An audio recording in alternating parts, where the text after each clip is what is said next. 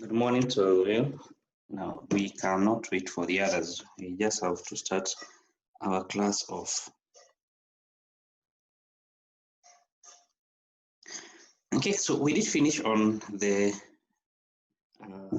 audit process. Okay, last time we did finish on the audit process all the way from the time you get appointed as an auditor until you do issue your final auditor's report addressed to the shareholders of the company, addressed to the members of the company. Okay, that is when once you issue your report, more or less that's when the audit process comes from it. Okay, which we discussed until last week. Now, there are some two topics that, okay, are more or less, okay, in quote above, okay, beyond the audit process, okay, which I think I'll go very briefly, okay, because they are not that complex, okay, so I'll go very briefly on those topics. One of them is called forensic auditing, okay, forensic accounting, and you have audit in public sector. So I'll go through them, okay, if possible, within the 2 hours we have in this class, okay. The two topic, audit in public sector and have forensic accounting, okay, because the ideas here, okay, they're quite familiar to all of us, okay, because we discuss them in the normal course of the audit process, okay. Most of the concepts we shall be discussing here, we have already mentioned them, okay. Maybe the difference can be quite small, okay. Now, in forensic auditing or forensic accounting, now this where maybe the client or a company, okay, may want to appoint you to assess as to whether the company, for example, may be suspecting that there could be fraud occurring within the entity. Okay, so there's a fraud that might be occurring within the company. So the company may want to assess. Okay, first of all, what is there any fraud first of all occurring? Okay, we are just suspecting that there could be fraud in the company. Okay, so the company may appoint you as a forensic auditor, as a forensic accountant, okay, with the sole objective of trying to determine whether, first of all, there's a fraud, there's a fraud, okay, that might be occurring, or fraud that is occurring in this company, okay. Next thing is that who could be the person who is behind this fraud, okay? Who is the person who could be behind this fraud, okay? And of course, definitely there could be, okay, how much money has the company lost, okay, out of this fraud that has occurred within the company, okay?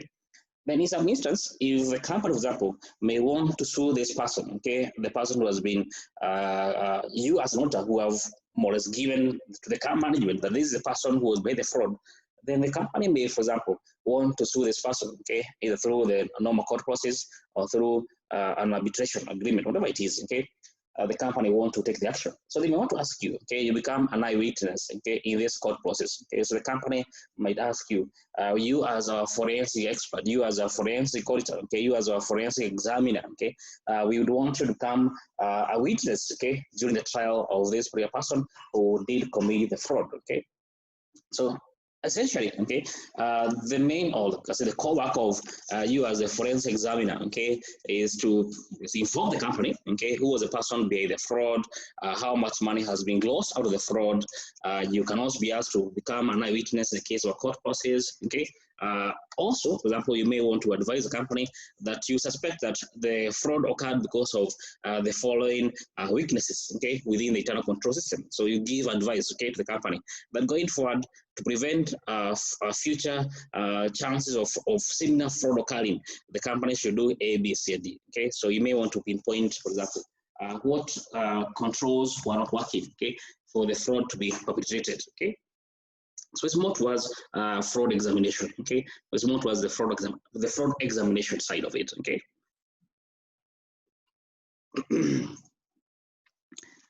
So I'll just go through briefly, okay, on the notes that I've prepared in regard to the forensic accounting, okay. So I'll just go briefly because we have done this in ISO 240, okay, in the normal, okay, in quote, the normal audit process, okay. In ISO 240, we did discuss on the effect of fraud within, or when it comes to carrying out your work as an auditor, okay. So I'll go briefly, okay, on maybe the core things that may not have been covered in the ISO 240, the one we were discussing before, okay.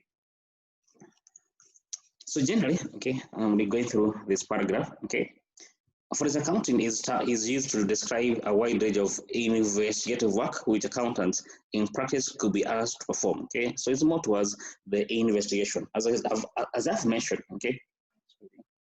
as I just mentioned, okay, the core thing that they'll be asked to do as an auditor is to assess whether there's a potential fraud that might be occurring within the entity. Okay, is there any fraud? Okay, is more towards the fraud examination side. Okay, is more towards the investigative work that even you as a financial accountant, okay, not as a forensic accountant, you may be asked to perform. You may be asked to carry out. Okay. Forensic accounting, okay, refers to all process of investigating a financial matter, including potentially acting as an expert witness if the fraud comes to trial. Okay, I think I just mentioned. Okay, that in some instance, the company may want to sue the person who has behaved the fraud. Okay, the company may say that since you as our expert, you have concluded that the person who was behaved the fraud was person ABC, okay, was this Mr. XYZ, then we want to sue this person, okay? So you as the expert, you as our forensic examiner, we may want to ask you, okay? We are going to sue this person, okay? So we are going to ask you to come therefore an eyewitness, okay? In an eyewitness in court, okay? You're going to come therefore our expert witness in the court, in the trial, okay? If this case will go to trial, okay? So you may be asked to assist the client in that matter, okay? Okay, mostly, don't forget, it's more towards, okay, the investigation will be more towards the fraud, okay, even though sometimes maybe a scenario where it might not be always be fraud, okay, for example, in the case of, you can also be asked in the case of divorce, okay, the case of, so that we have a case in court, okay, regarding divorce, okay, and one of the parties that maybe part A say that, okay, the man is saying that these are my assets, okay, the woman is saying that these are not your true asset possession, okay, so the court can appoint you, okay, you as the expert, you as the forensic accountant, okay, we have to carry for us an investigation, okay, to determine the true asset possession of this particular person, okay, so it's not always going to be fraud, okay. As we're going to mention later on, okay, it's not always about the fraud, but of course the core thing is more towards fraud investigation, okay. But even though you may have some other work, okay. For example, in the case of due diligence, okay, due diligence, okay. If I think you've done already acquisition, okay, company consolidation, okay, where company A acquires company B. But of course, before company A acquires company B, they must carry an investigation. They must carry an assess, of course, this company we want to acquire, okay. They say this is their asset position. They say that this is their liability position.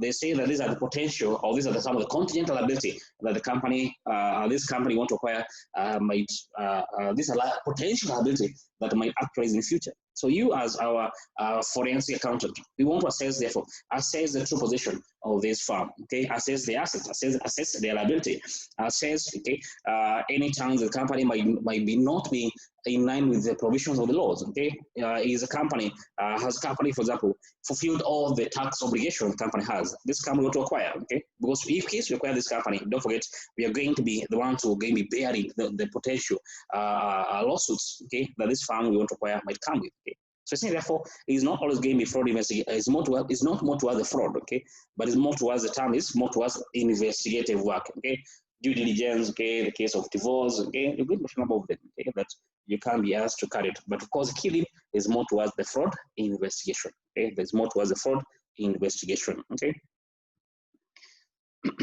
Also, the case of example, the case of partnership, okay, if for example the firm want to admit a new partner, okay, the firm wants to admit a new partner. Of course, then the partner who want to exit, okay, he may want to assess, he may want to determine exactly what is the asset position of the firm that I want to leave, okay. How much should the firm pay me, okay, for before I exit this firm, okay. How much should the new partner who want to join the firm, okay, should pay in order to become a partner within this firm, okay. So all that's kind of a part of the investigation work that you may be asked as a forensic accountant to carry out, okay.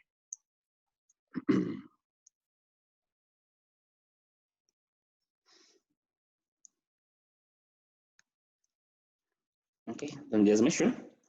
The purpose, so the purpose of the investigation, okay, in the case of alleged fraud, okay, would be to discover if a fraud has actually taken place, okay, discover if a fraud has actually taken place, identify those who are involved in the process, quantify the amount of money that might have been lost out of the fraud, okay, and of course, sometimes as mentioned, you may be asked to present your findings, okay, you may be asked to present your findings, okay, in the case of a court case. Okay, present your findings if, for example, as mentioned, okay, if this case is going to go to a court trial. Okay, so you in this case you're going to act as the expert witness. So you may be asked by the client that appointed you as their forensic expert, okay, to present your findings in the court case. Okay, not always a must, but you may be asked to do that. Okay, of course, in case you're not so ready for it, okay, of course you may withdraw. Okay, to the client, I cannot be able to assist you in the case of this fraud investigation. Okay, but essentially that's going to be as part of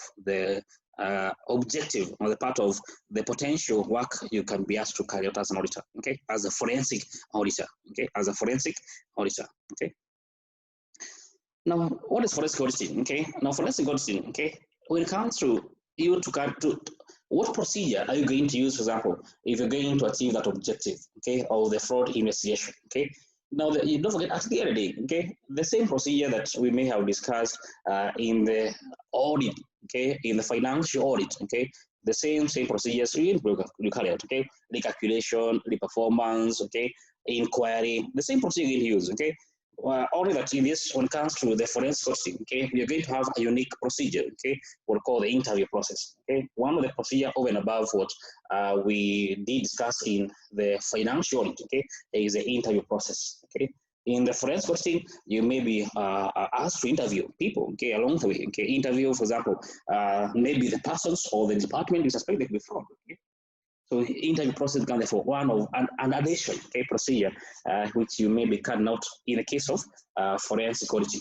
Okay, the use of, okay, interview process. Okay, we're going to mention later on. Okay, but essentially the same procedures you did use, okay, when it comes to gathering of the audit evidence. Okay, the same procedure you may be using even here. Okay, when it comes to gathering of the evidence, okay, for example, to pin down and say that this is the person who was behind the fraud, okay, there's the amount of money that you have lost as a company, okay, so the same procedure you will also be applying them here, okay, when it comes to the fraud investigation, when it comes to forensic auditing, okay.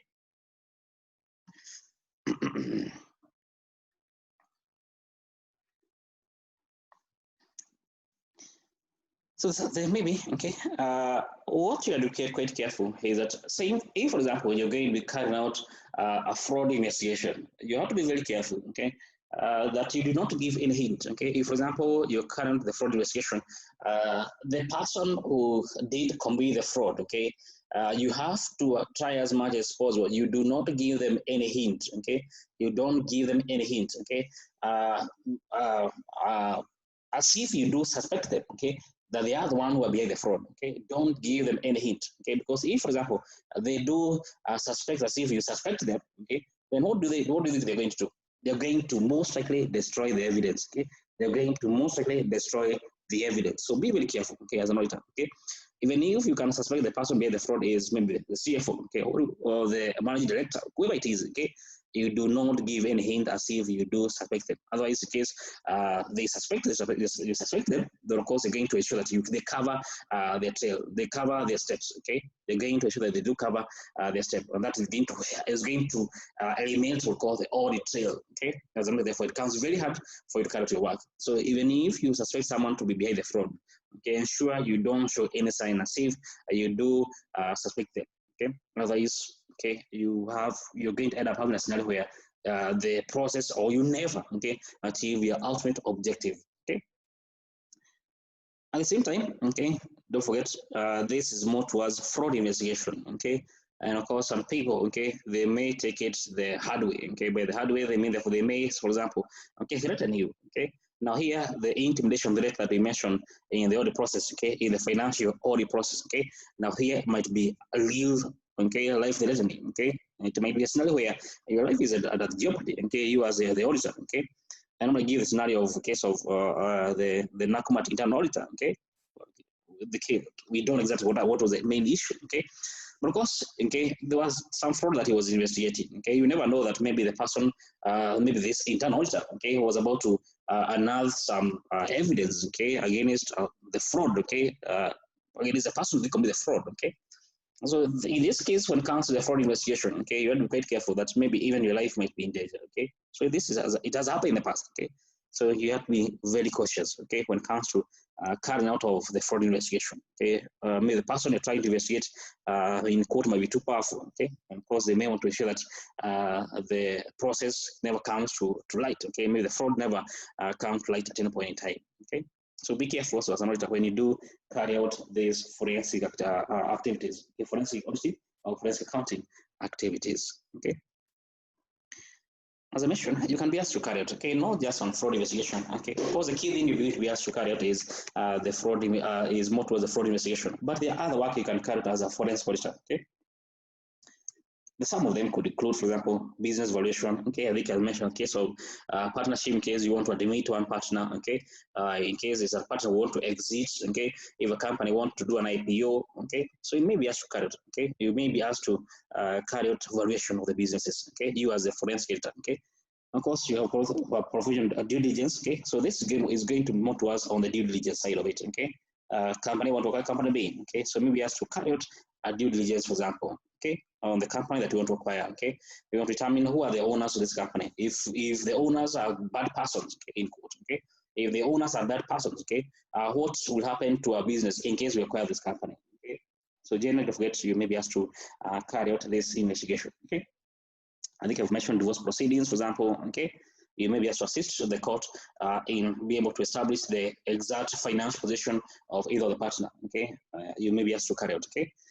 In case, for example, in the case of claims by the insurance company, sometimes I think you have seen scenario, okay, where insurance companies say that they get conned, okay, by their customers, okay, they get conned by their customer, okay. Scenario where happen that maybe the accident occur on Monday, okay, the person's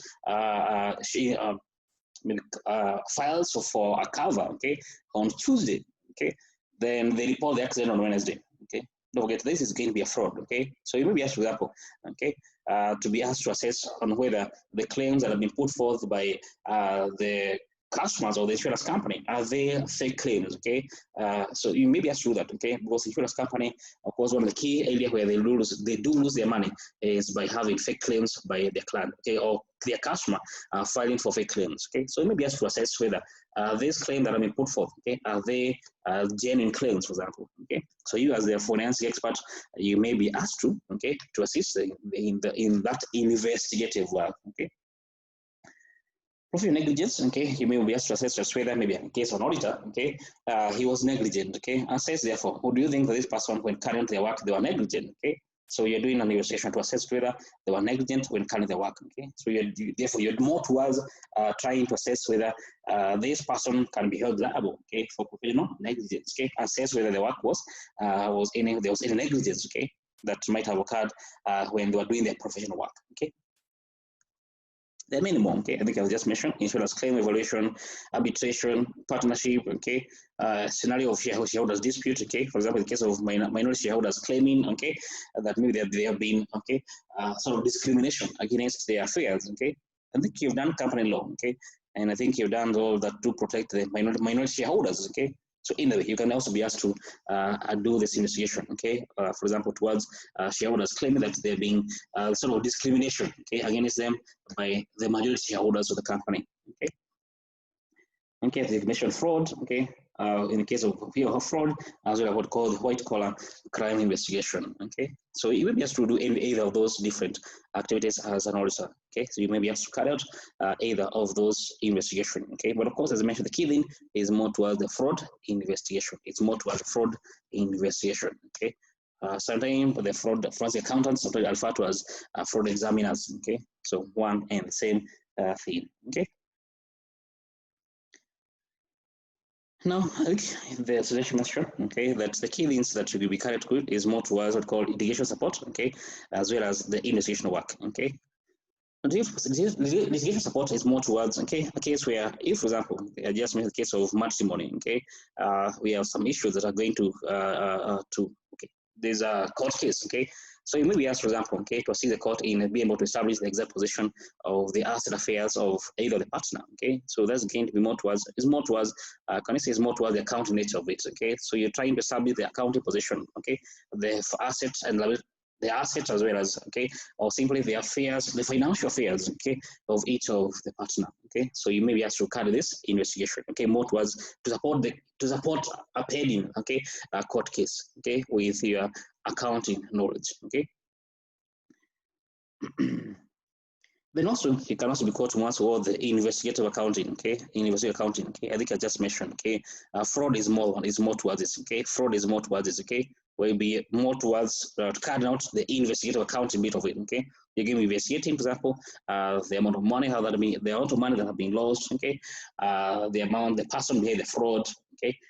What controls was circumvented during the fraud, okay? So that is more towards the investigative side of it, okay? So they can have in two categories, okay? The part of investigation, okay, and the part of supporting, for example, a court case, okay, a pending court case. So these are going to be the two main work, okay, that you may carry out when it comes to the forensic accounting or forensic auditing, okay.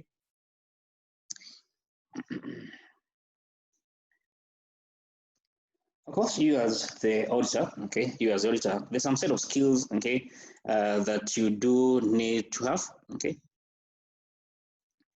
Okay, this one I'll just leave, okay, because it's the same thing. Okay, what are the key benefits of this accountant? Okay, so tell me the thing for the time being. Okay, now there's some set of skills, okay, but over and above the normal account skills, okay, because anyway, you cannot become a good fraud examiner, okay, in case you don't have a good knowledge, okay, of accounting, okay, you do require to have a good knowledge of accounting, okay, be able to assess, because most of the work, okay, is going to involve the white collar, okay, what to call the white collar investigation, okay, fraud committed by not by the blue collar, not by the laborers, okay, by the manual laborers. No, those are going to be simple and small in amounts, okay.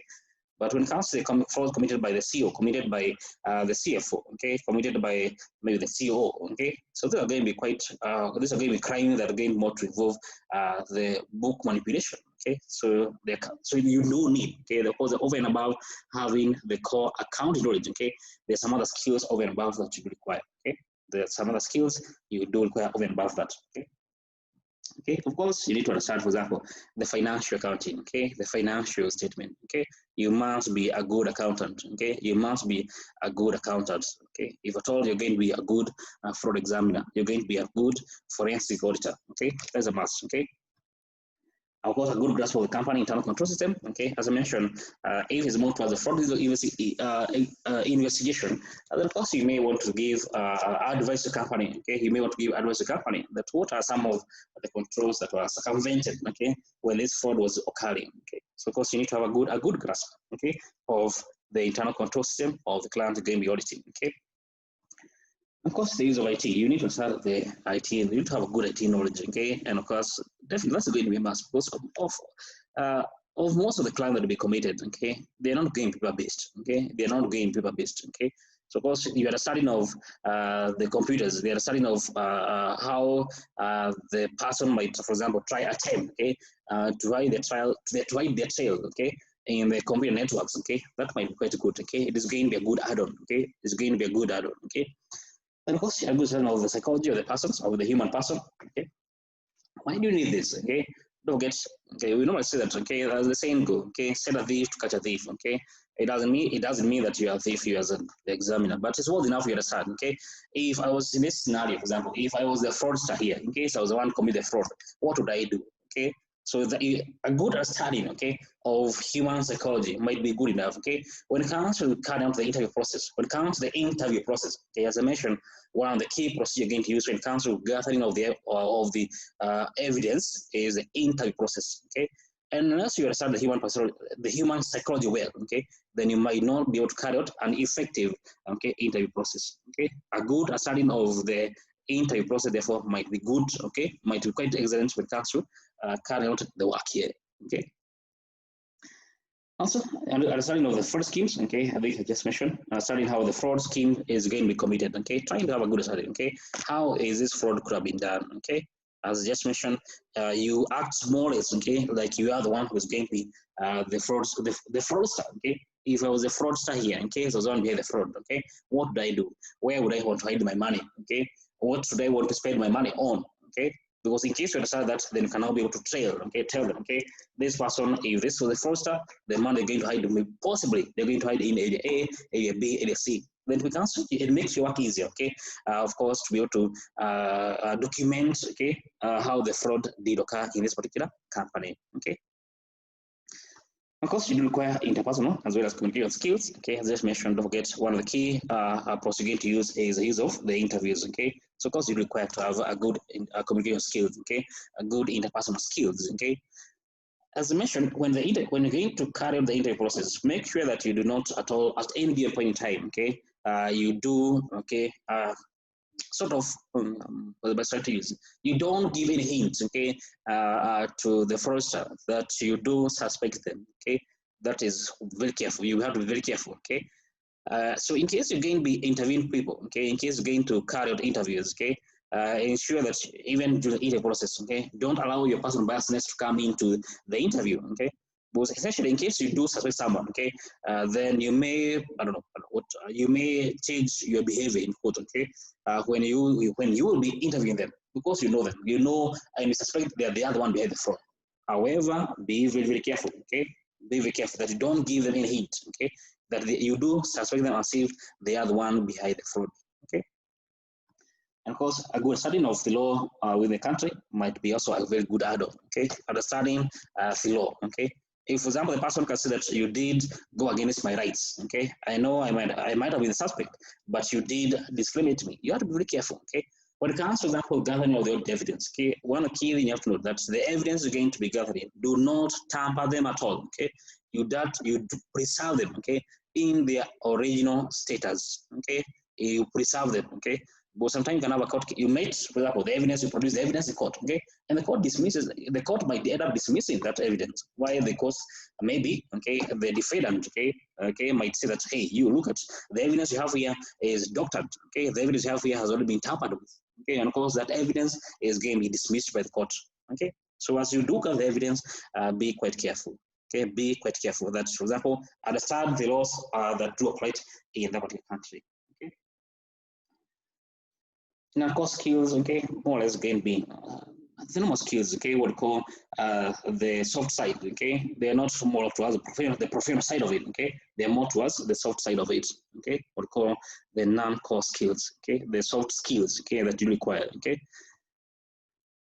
Maybe what I would want to look at is the first column, okay, looking beyond the numbers, okay, looking beyond the numbers, okay. They say that numbers don't lie, but sometimes you have to go beyond that, okay. The numbers might lie, okay. As they say, numbers don't lie, but the numbers sometimes might also tell a lie, okay. So look beyond the numbers, okay. Sometimes in some cases, okay. Don't just take things as the be skeptical in short, okay. It does not mean that you don't trust people, but just be skeptical when doing your work, okay. Look beyond the numbers, okay. Look beyond the numbers.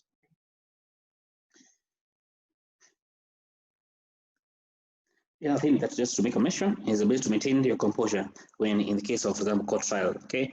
Don't forget, as I mentioned, okay, sometimes the clerk might ask you to make your presentation in the court, okay. The court might ask you to do that, okay. That there's a court case. We would want to take this case to a court trial, okay. So why don't we become therefore our expert witnesses, okay? Don't forget, you're going to start on trial, okay. You're going on a trial. You will be the one who will be presenting the evidence to the court, okay. Suppose you are able to maintain the composure during the audit process, during the court process, might be quite good, okay. So of course you need to be as convincing as possible, okay. You are the expert there, but don't forget there are going to be some lawyers on their side who are going to try to poke holes into your presentation, okay. So be prepared mentally, okay, that maybe just in case you don't lose your composure, you don't, okay, for example, hurl insults to the other person, okay, during the court process. In case, for example, they don't want to discredit your work, okay. So maintain your composure during the entire audit, during the court process, okay. Now, the type of investigation we have to carry out, okay, there are quite many, okay. Case of, for example, corruption, okay, that can be one of the key things we have to carry out, okay. For example, case of bribery and extortion, okay. In case there's some bribe, okay, the cost about bribery, okay. What the difference, okay, between extortion and bribery, okay.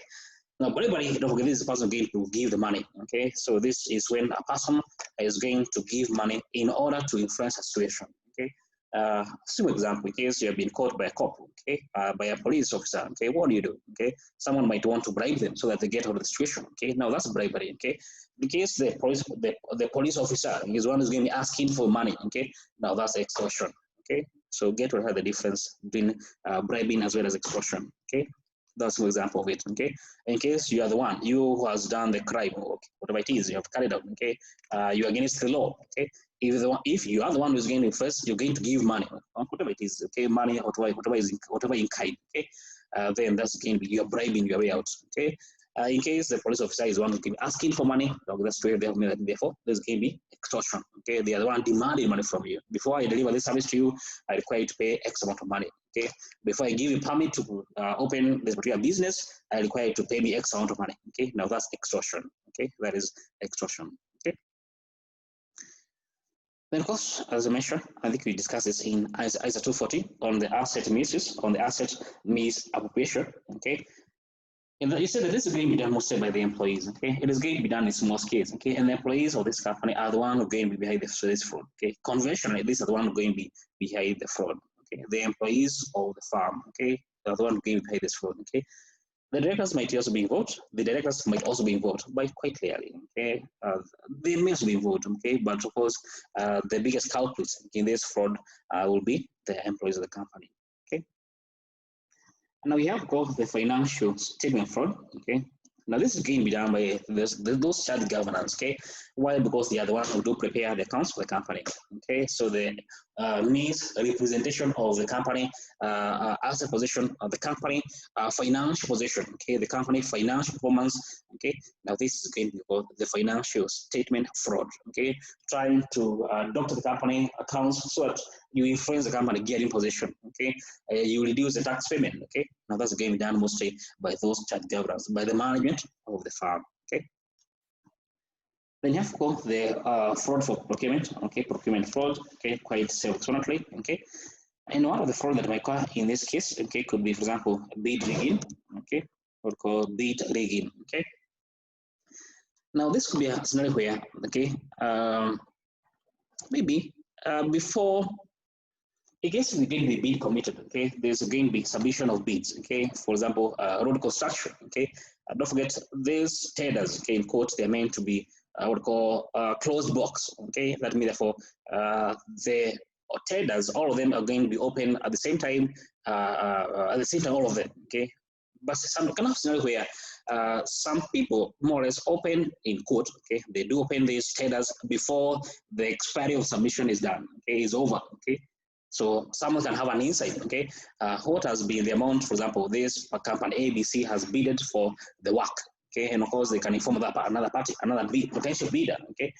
Person A has bidded for 10 million, okay? So you yourself bid for 9.9, okay, for example, okay? No, that's bid rigging, okay? So you're giving unfair advantage to one of the bidders, okay? And then you have kickbacks, okay? After I win this tender, after I win this bid, okay, if I win this particular procurement, you want to give me, okay, I'll give you X amount of money, okay? So this is going kickbacks, okay? Or rather, in case I give you this tender, then what are you going to do for me, okay? How much of the 10 million, okay, how much of the 9.9 million you have won, okay, will be my share, okay? Now that's a kickback, okay? Now bribery, this is going to come before the bid, okay? I bribe you, okay? I want this tender. I want this tender. Okay, so you present or give money, okay, so that you become the one who did obtain or get that tender. Okay, and that's bribery. That's is giving money so that you influence the situation. Okay, then collusion. Okay, collusion. This is going to evolve. Okay, employees, for example, the firm. Okay, one of them is on the case of bid rigging. Okay, where someone is going to open those tenders beforehand, before the time expires, okay, so that they can tell you, okay, the best bid you have so far is 10 million, okay, a bid for 9.9 million, okay. Now that's collusion, okay, between the employees of the company and maybe the person who's going to be submitting the tenders to supply whatever it is they're supplying, or to construct the road, for example, okay. Now we have another thing called cybercrime. Okay, what's cybercrime? Okay, now any fraud, okay, any fraud that can be done through the use of computers, okay, any fraud done through the use of computer is called cybercrime. Okay, hacking, for example, okay, impersonation. Okay, if for example you have a fake account for Facebook, that's impersonation. Okay, in itself, it's part of the cybercrime. Okay, So all these become therefore part and parcel of some of the potential fraud you may be asked as the experts, okay, to investigate, okay. Then you have called money laundering, okay, the in quotes the washing of dirty money, okay, money laundering, okay, washing of dirty money, okay. Now what's money laundering? Okay, this is where a scenario where you're going to, or the intention, okay, is to deceive the system, okay, where the money came from, okay. The money came from a dirty source. The money came from, this is drug money, okay. This is money from terrorism, okay. But you want to give the perception, okay, or the system, basically the system perceives, okay, that the money came from some legitimate businesses, okay. So the money is this is money that came from some dirty source, okay, but it will infiltrate into the system, okay. It will go into the system and see if that money came from some good businesses, okay. Money from drugs, okay, but you person set up a store, okay, where they do supply an actual, they do, or the business they do, the RE is legitimate. However, when it comes to the banking of the money, okay, when it comes to the banking of the money, okay, this store makes, for example, okay, let's say 100,000 per day, okay. However, the bank, let's say 150,000 per day, okay. So they're trying to cheat, in quote, they're trying to cheat the system, okay, and see if the 150,000 came from the businesses, okay. This, okay, legitimate business, okay. However, don't forget they're trying to clean the money, okay, by trying to cheat the system, okay, that this money, this 150,000 is all of it is clean, okay. It came from this store that you have opened here, okay. That's going money laundering, okay, trying to clean the money that came from a dirty source, okay. When it comes to the money laundering, okay, there are going to be some steps that are 3 distinct stages that will happen, okay. One of them is the placement, okay. Now in the placement stage, okay, this is where the criminal derives money is introduced in the financial system, okay, the one I've just given you, okay, where this money from dirty source, okay, this drug money, okay, this person going to open a store, okay, for example, just trying to give an example, okay, they're going to open a store, okay, and every day the store make a sale of 100,000, okay. However, as they bank the system, okay, as they try to bank the system, okay, they're getting back into, for example, 150,000, or maybe they have, for example, the company, okay, or maybe this company. So the placement, that's again the placement side of it, okay. Again, placement side, the placement side of it, okay. Then the next bit, okay, the next stage is again called layering, okay. The next step is called referred to as layering, okay. Now what's layering, okay? Now this will happen once this business, this store, okay, bank, for example, 150,000, okay. Once they bank the 150,000, okay, the 50,000 they did bank was from this drug money, okay. Now, if, for example, they want now to reintroduce that money, okay, maybe this person who did give this 150,000, okay, this person did give 50,000, okay, to the business. They want back their money, in quotes, okay. They want back their money, okay. Now, how do they get their money back? Okay, they can provide some fictitious services. Okay, here's an example. Okay, they can provide, or they can, for example, provide audit services. Okay, they again be providing fictitious audit services to this particular firm. Okay, and this firm will be paying them back their money. Okay, and in this case, that they did provide, okay, this money. Okay, that's going to be the layering step. Okay. Now the integration, okay, once they get the money now, as maybe this fake audit firm, they're now going to assume that therefore assume that this money came from that audit service they did offer to this particular store. Okay, they gave with a bit of the integration bit of it. Okay. So in most of the money laundering scenarios, okay, that's going to be the 3 stages that shall be occurring. Okay.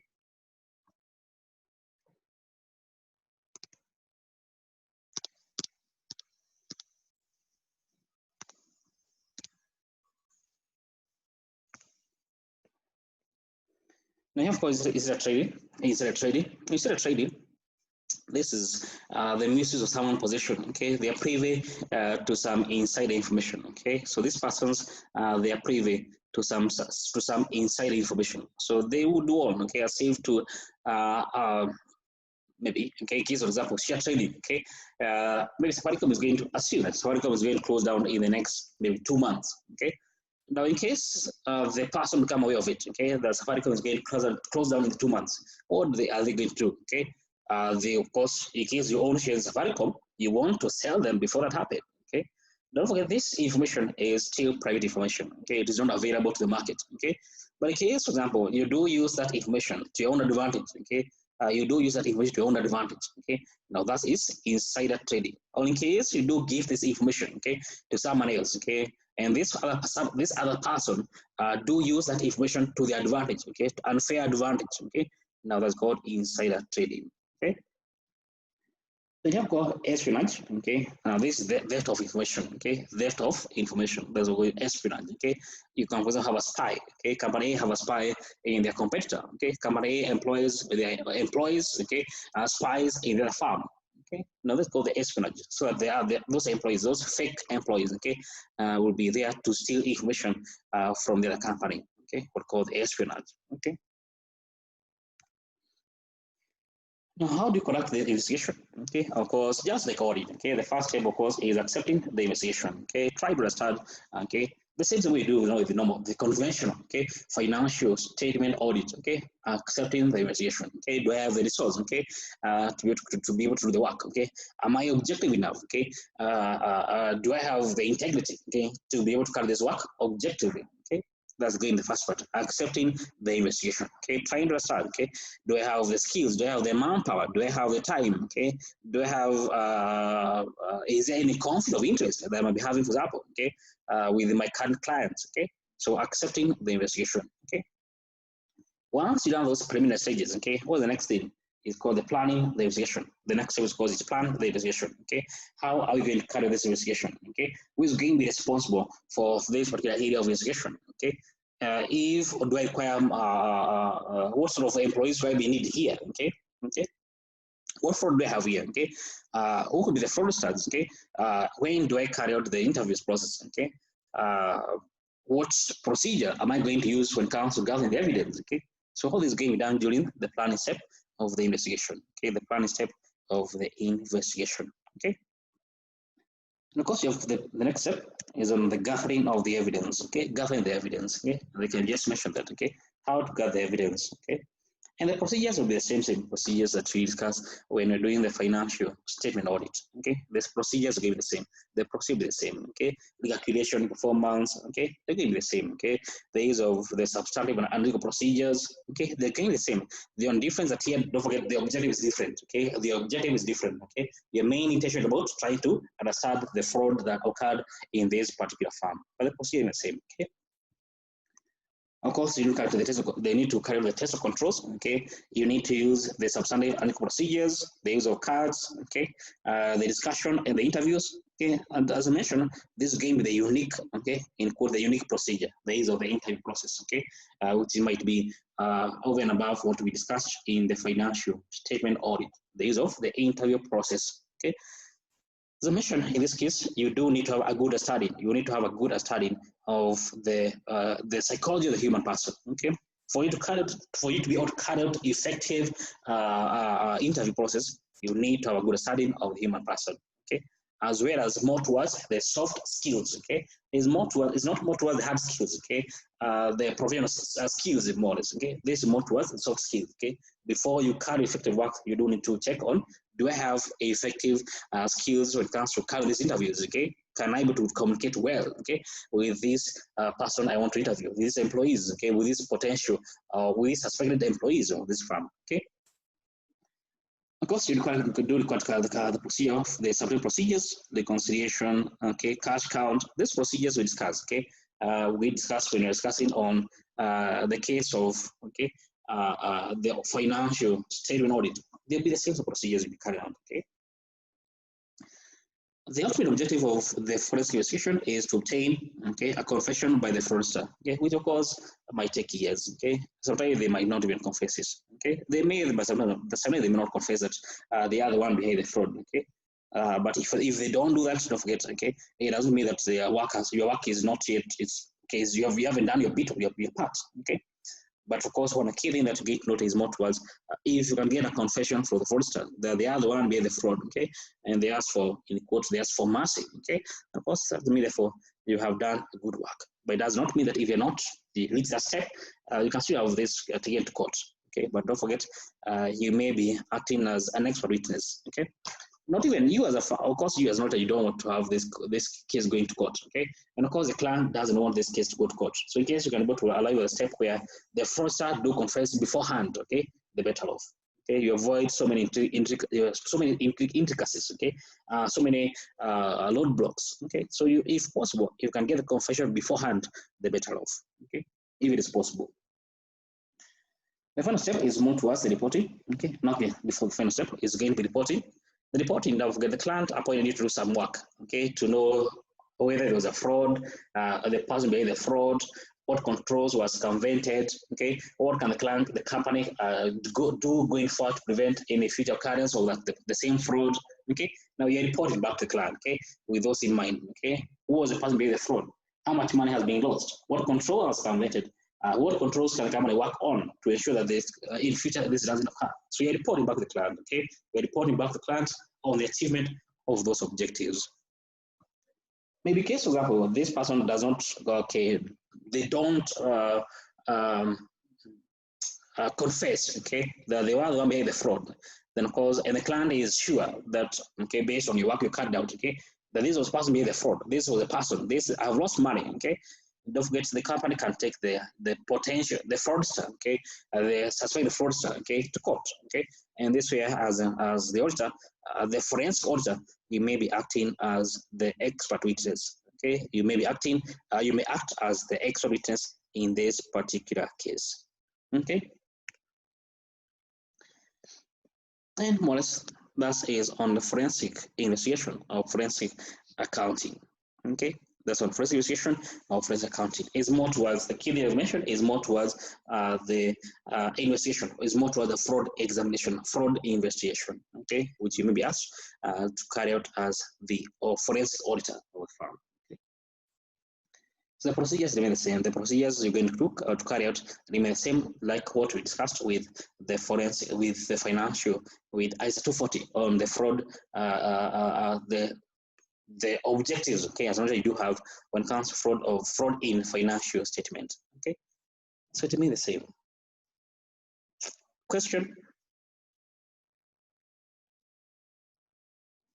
Okay, so in case there's no question, then I guess we can take a short break. We come back and we go through audit in public sector or public sector auditing, okay. Another small topic, okay, the audit in public sector. Okay. We're only 3 of us. Okay, welcome back. The last small topic, okay, we can discuss is audit in public sector or the public sector auditing. Public sector auditing.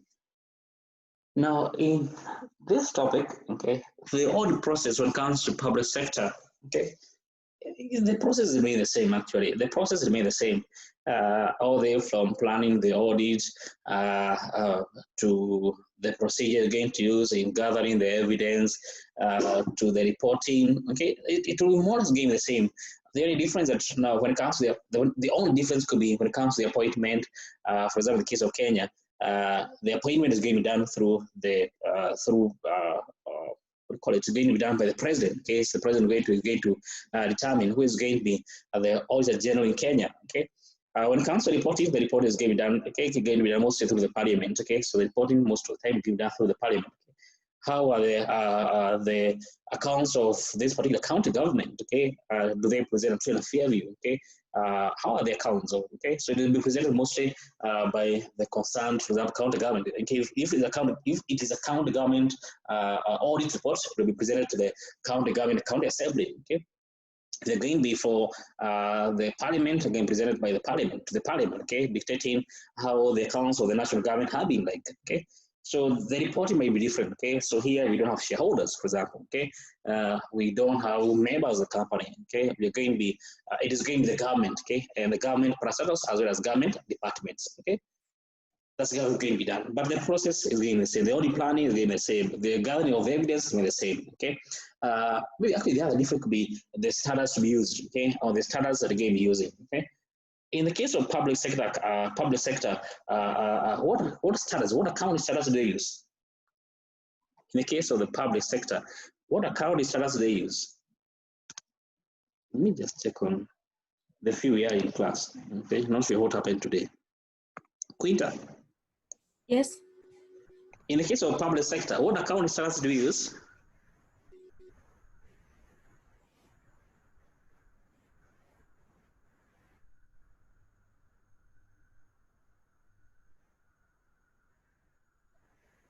Quinta, are you there?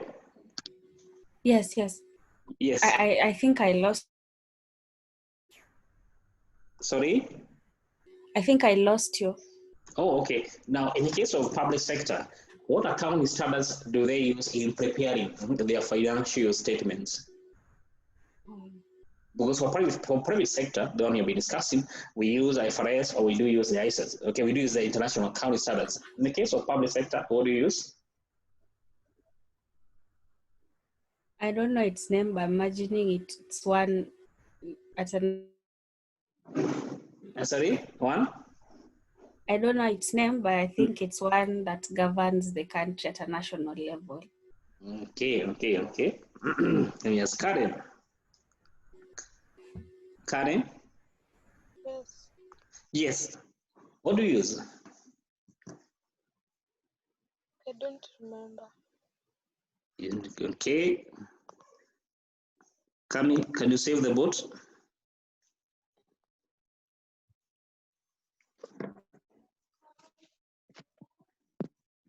Yeah. Yes. What standards do you use?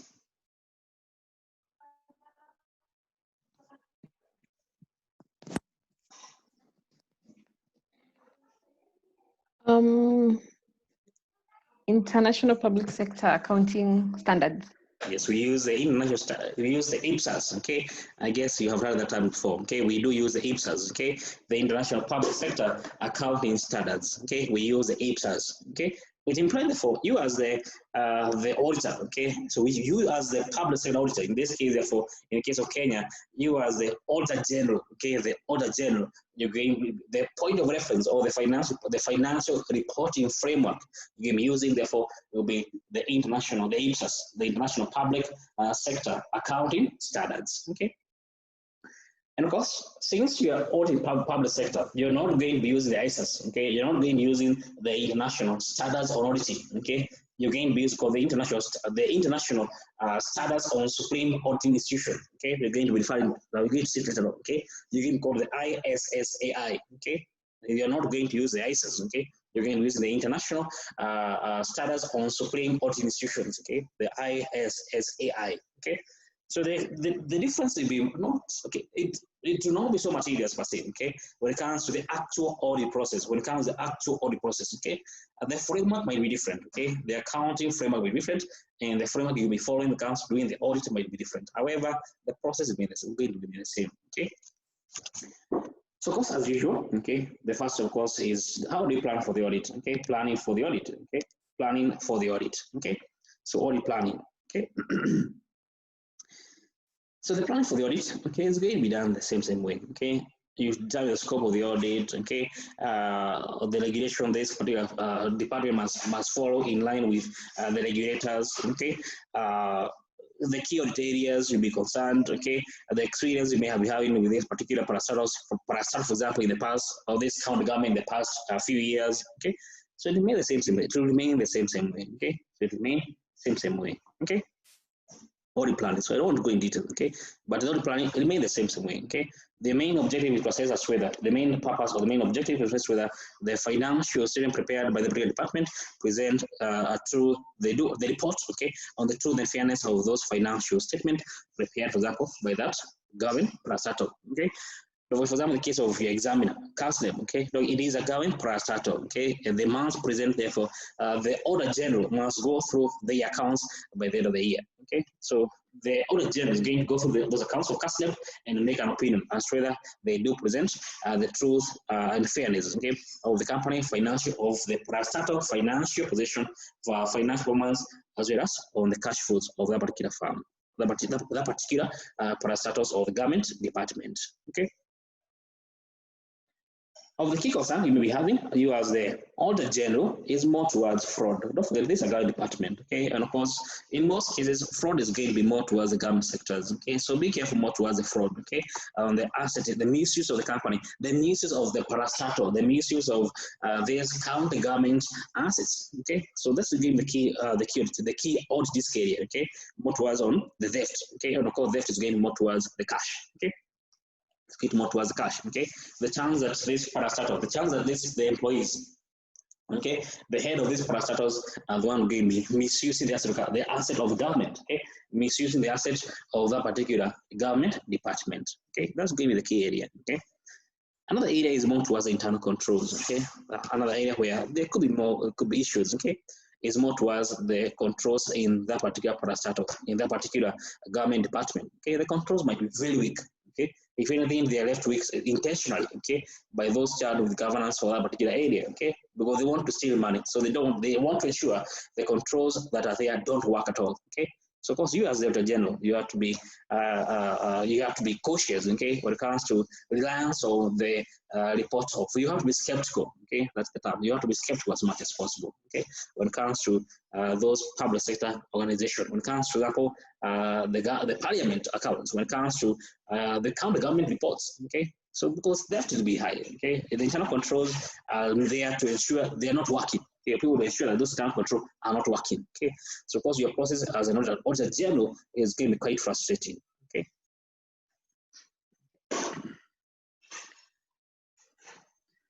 When it comes to risk assessment, okay, the same thing will happen. The same way we did when it comes to, we were discussing on risk assessment in the financial statement audit, okay, the same will be applied here. You need to quantify, okay, you'll be following or referred to as the audit risk model, the audit risk approach, okay, it's the same one you'll also be following even here, okay, the audit risk model, okay. And also the concept of materiality, okay, the same understanding we had in the financial statement audit, and the same understanding you have to have in here, okay. I think in the mock I asked you, define materiality, okay. I was quite surprised that some of you have no idea what it means, okay. What do you mean by materiality, okay? I was quite surprised that you don't even understand what it means materiality, okay. So we need to go through those notes again, you guys, okay. Go through those notes again, okay. Understand some of these simple terms, okay. They're simple, but they're the one that can make you fail, okay. So this assessment remain the same way, okay. The one you already discussed, okay. Remain the same way, okay. The key concern you may be having, you as the Auditor General, okay, is more towards a high degree of regulation in public sector, increased risk of non-compliance with laws and regulation. Okay, also be concerned that maybe the parastatal might be, the chance that they'll be compliance with the laws that govern them is quite low. Okay, as I mentioned, most of the time they are there to frustrate your effort. Okay, some of them, not all of them. Okay, some of them might be there to frustrate your effort. Okay, you as Auditor General, they don't want you to carry a good audit. Okay, why? Because they don't want their fraud. Okay, their data schemes. Okay, to get discovered.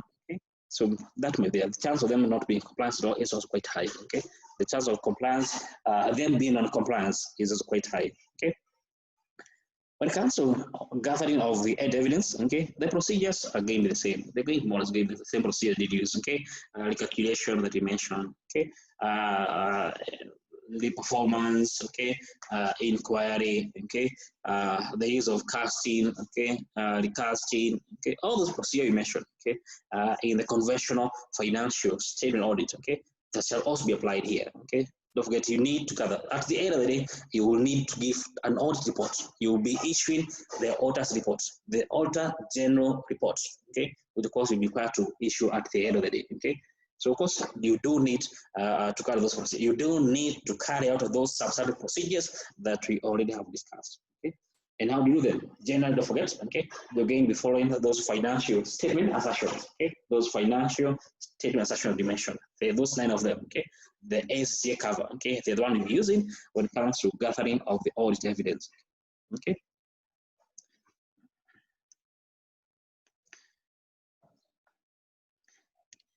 In some cases, you may have the internal auditors also, okay, available in the public, okay, in the Department of Public, the departments, in the government departments, okay. So you may want to, for example, liaise with them, okay. You may want to liaise with the internal auditors, okay, in those government departments, also assist you when carrying out the work, okay. You may also want to ask them, okay, to help you out in also carrying out your work well as you as the Auditor General, you are the external auditor. Don't forget that, okay, in quotes, okay. You as the Auditor General, you are the external auditor for that particular government department, okay. Don't forget, they are not going to appoint PwC, okay. Council has no power to appoint PwC as the auditor, okay. That can happen, okay. Why? Because it is a government department. Their external auditor is on the one, the office of the Auditor General, okay. So generally, therefore, when it comes to the appointment, there is no point of appointment, okay. The Auditor General is one who's going to be in charge of the external auditor for all the different government departments, including even the case of the court, okay, including even the case of the executive, okay, and all the ministries, either way, okay.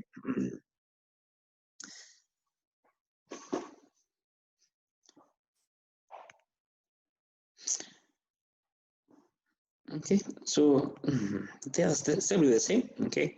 So maybe the key thing here you may have to take note of, okay, when it comes to carrying out the when it comes to the internal audit function, okay, even you as the external auditor, okay, but you're doing the public sector auditing. Those are the two core things, the three core things you mentioned, okay, the three E's, okay. So you have to pay attention to those three E's, okay. You have to pay attention to those three E's, okay. Now, in case you can't remember them, I would propose that you try to attempt to go through those again, okay. The three E's, okay. Just to list them, okay. We have efficiency, we have effectiveness, we have efficiency, and we have economy, okay. Okay, the things of economy, okay. Those are the three more core objectives that should be following, okay. In the case of the public sector, the three E's, okay. We have effectiveness, we have efficiency, and we have the economy, okay. Those are the three E's that you'll be following when carrying out the audit in public sector, okay. And of course, the next bit you're meant to discuss is the office of the Kenya National Audit Office, okay? The Kenya National Audit Office, okay? And I think we mentioned here, this is the one that establishes the office of the Auditor General, okay? So I guess it's quite straightforward, okay? Maybe the key thing I may want to take note of is the opinion side of it, okay? The opinion side of it, okay? Or maybe the reporting, okay? Maybe just to check on the reporting. Hope I've mentioned somewhere on who do they report to.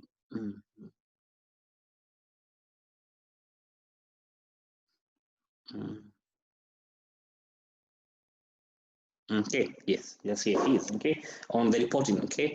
Who does the office of the Auditor General report to, okay? The AG, okay, the Auditor General is mandatory audit and report in respect of financial years of accounts of National Assembly, county government, all funds and authorities of national and county governments, all courts, okay, every commission and dependent office established by the Constitution, okay, the National Assembly, the Senate, the county assemblies, political parties funded from public funds, public debt, okay, accounts of any entry that legislation requires it, okay, as well as any entry funded from public funds, okay? Maybe just here is the case of KPLC, okay? Just to give an example here is the case of the KPLC, okay? KPLC, they don't appoint the next PwC, okay? Or the case of Ernst & Young, they don't do that, okay? Because as per the law, this is under it's like a government parastatal, okay? So the case of KPLC, even though the shares are traded in the stock market, okay? Just give this is an example, okay? The opinion we're going to give at the end of the day, okay? The opinion we're going to give at the end of the day, you as the Auditor General, okay? They will be the same opinion that we have discussed, okay? The qualified opinion, the unqualified opinion, the adverse opinion, the disclaimer opinion, they remain the same opinion, okay? Of course, based on what you're going to be, based on the evidence, okay, that you're going to gather along the way, okay? The opinion will be the same. Okay, the unqualified, also called the unmodified opinion, the modified opinion, the adverse opinion, and the disclaimer opinion. The one we just mentioned. Okay, okay. The instruction when you issue them remain the same. Okay, when do I issue? Okay, when do I issue this particular opinion? It remains the same. Okay, So I don't want to go through it because qualified opinion, I think you've already gone through it. The unqualified opinion, okay, the diverse opinion, the discount opinion, it remains the same, okay. So I don't want to go through, okay. As I mentioned, the standards you do follow, you as the when it comes to the public sector auditing, okay, is referred to as the International Standards on Supreme Auditing Institutions, okay, the ISSAI, okay, that's the standard they do follow, okay. The standards we're going to follow when it comes to the audit of public sector, okay. Now, the conventional audit you can carry out, okay, the conventional audit you can carry out as an auditor, okay, will be financial audit, okay, performance audit, and as well as the compliance audit, okay. Now, financial audit is just like the financial statement audit, but one you just mentioned, we have been mentioning, okay. You're going to be auditing the financial statement of this particular parastatal, okay, the financial statement audit, okay. You'll be auditing the accounts of this particular parastatal, okay, the financial statement of this particular parastatal, okay. The performance audit, okay, is where the interventions and programs institutions are performing in accordance with the principle of the economy, efficiency, and effectiveness. So that here we have the 3 E's coming in, okay, under the performance audit, okay, the 3 E's, okay, economy, efficiency, and effectiveness, okay. Then the compliance audit, okay, is just like a compliance audit we mentioned in the case of the private sector, okay. We're trying to assess that whether this particular firm or this particular parastatal or even this NGO, okay, is it in compliance with laws and regulations that governs its operation, okay. So simply is a compliance, okay, an audit to assess whether this particular firm is this particular parastatal or this particular NGO, okay, is in compliance with the laws and regulations that do govern its operation, okay. And more or less that is it, okay. So in case I would propose that if you want more information, okay, you can refer to the ISAI, okay. So as per the name is here, okay. So if you want more information, it's just do a simple Google search, okay, and you can be able to find these standards, okay, online, okay. If you want, for example, 200 explains more towards the financial audit, okay. 300 explain more towards the performance audit, okay, and 400 explain more towards the compliance audit, okay. So they're like more towards it's like appendices, okay, towards the ISAI 100, okay. So they're giving more explanation towards each of the audit, okay, that you can carry out you as the auditor general. Question?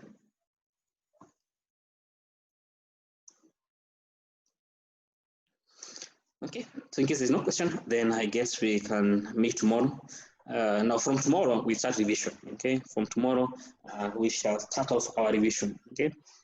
And I'll go through the same process that we did, okay? I'll go through the entire audit process from the beginning, okay? All the way from the time you get appointed, audit from time you someone want to appoint you as an auditor, to the time you issue your final report, okay? So I propose that I will go through the same process, okay? Of course, very summarized, okay? Don't forget, okay? I normally say that in case, for example, you did find it hard in topic 1, okay? As we cover topic 1, okay? As we cover topic 1, okay? Now, that's the time you do need to